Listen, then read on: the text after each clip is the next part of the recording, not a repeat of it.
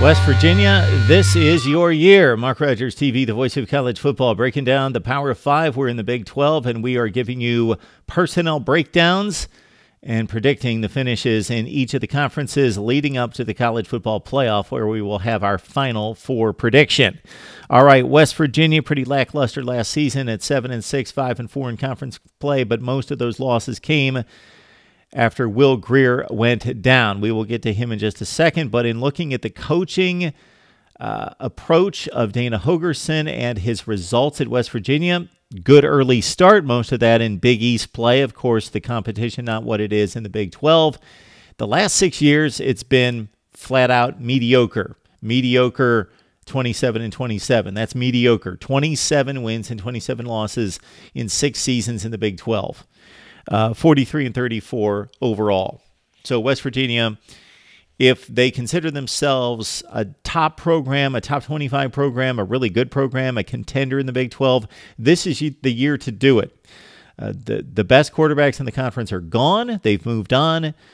There's a window of opportunity for the Mountaineers. All right. Will Grier is the guy. He's the best quarterback in the conference coming back, no question about it, maybe the best in the nation. He threw 34 touchdowns with 12 picks last year. He is a gunslinger that has some wisdom. And when he was not on the field for the final 3 games of the season, West Virginia scored 14 against Texas, 28 against Oklahoma, but most of that garbage points, and only 16 against Utah in a bowl loss. Don't get hurt, Will Grier. I don't know that there's a player in the nation that is as important or as valuable as Will Grier. Justin Crawford's gone, and he takes a ton of statistics with him in big plays. You've got Kennedy McCoy coming back. He had 2 really big games against Kansas and Oklahoma, rushing for 232 yards and a 137 against OU. And Martell Pettaway, also a running back who will gain a lot of carries in this offense. Now, Justin Crawford was a big-name guy. He leaves, but our guy Shyler Callahan with Dub V Nation says, don't worry, the running back situation is in better hands with Pettaway and McCoy. All right, 4 of the top 5 wide receivers are back, and tons of production in Gary Jennings with 97 catches for over 1,000 yards. He only scored once. But David Sills, the 5th, kind of made up for that with 18 touchdowns to lead the nation. 18 touchdowns and 60 catches. Marcus Sims also with 35 catches and 5 touchdowns. Other 2 transfer guys work into the mix as well, and Giovanni Haskins, who was a top-rated tight end, one of the top 20 rated tight ends in the nation coming out of high school, who originally signed with Miami, and also Alabama transfer T.J. Simmons. And we are hearing all sorts of good reports about the prowess of T.J. Simmons on the field and really looking like a man during the summer drills and during fall camp. So T.J. Simmons, despite not playing much, not much of a track record, you can imagine he's an Alabama signee. He may show out for this team in 2018.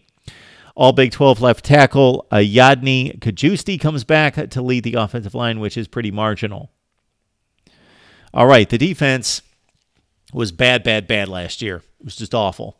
In recent years, and the thought process is that the 2017 defense was pretty much what it's always been, and that's not necessarily the case. If you look at the advanced metrics of the previous 3 seasons, the West Virginia defense has been much better than the national narrative, the lazy man's perception and evaluation of this defense.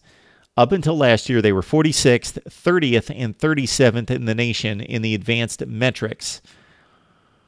But last year, number 96 in the country in defense, and I don't know that they're going to be a whole lot better. We've talked a lot of West Virginia football in recent weeks, and if they can get into that top 50 type status, they don't have to be great. And if Will Grier's healthy, then they can truly compete for a Big 12 championship. At defensive end, they've got Reese Donahue coming back. He had 40 tackles and 6 tackles for loss, and Ezekiel Rose with 5 tackles for loss and 5 sacks. Those are their 2 big playmakers on the defensive end position. Their other top 7 tacklers are gone from 2017, but again, look at the status of the defense and its productivity. That may not necessarily be a bad thing because they're bringing in guys that were originally signed for top-level programs in USC, Clemson, and Ohio State. Along the defensive front, Kenny Bigelow from USC and also Jabril Robinson from Clemson. In the defensive backfield, you've got Josh Norwood, a top 50 cornerback out of high school who originally signed for Ohio State.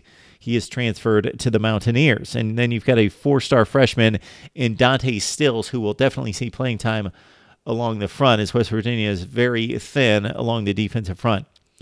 At linebacker, they have 2 extremely productive players, and David Long, 75 tackles, 15.5 tackles for loss, and Dylan Tonkery, 44 stops, 7 tackles for loss.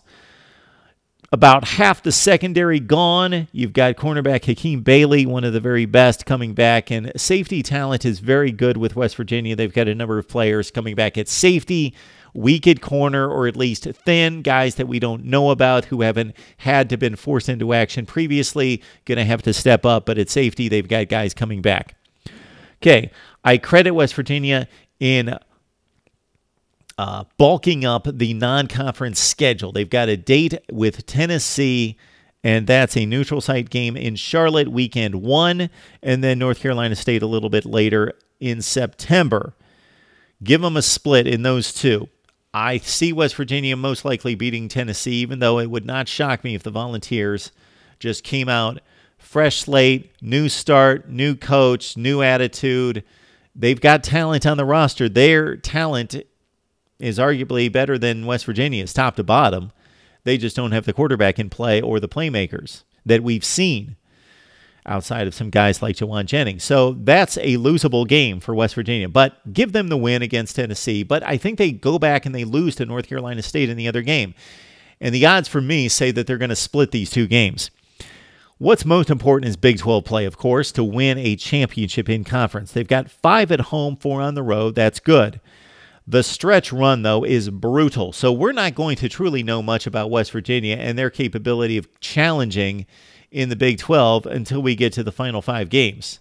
They are Texas, TCU, Oklahoma State, and Oklahoma, the final 4 games for the Mountaineers. Texas, TCU, Oklahoma State, and Oklahoma to close it out. And then hopefully for West Virginia, they play Oklahoma in a rematch the very next week in the Big 12 championship game. I don't see it, though. They get close. They're respectable. They're in the running, but they're probably going to lose at least 2 of those final 4 games to finish 6-3 in the Big 12, 8-4 overall. So that's where I've got the Mountaineers. 8-4, 6-3, and there's the final ranking for West Virginia football here in 2018. Despite all the conjecture that they're going to win the Big 12 and they're going to be the under-the-radar team, which once you talk about them so much as being under the radar, they're no longer under the radar. They are a true contender for the Big 12 title if everything goes as planned.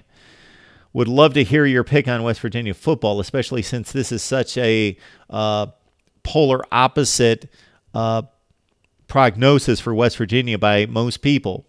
Some look at the defense and say no way they can compete in the Big 12 for a championship and look at the schedule. Others say Will Grier's the best in the business and certainly the best in the Big 12. And with all those playmakers, they will stay in games. They will get it done. They will challenge for the Big 12. Need to hear from you right here at Mark Rogers TV. And, of course, don't forget to like, comment, and subscribe. And also leave us your email address for the weekly newsletter to MarkRogersTV@gmail. Your email address to MarkRogersTV@gmail. And we'll get you that newsletter starting with week 1. We'll be back with the rest of the Big 12 right here at Mark Rogers TV.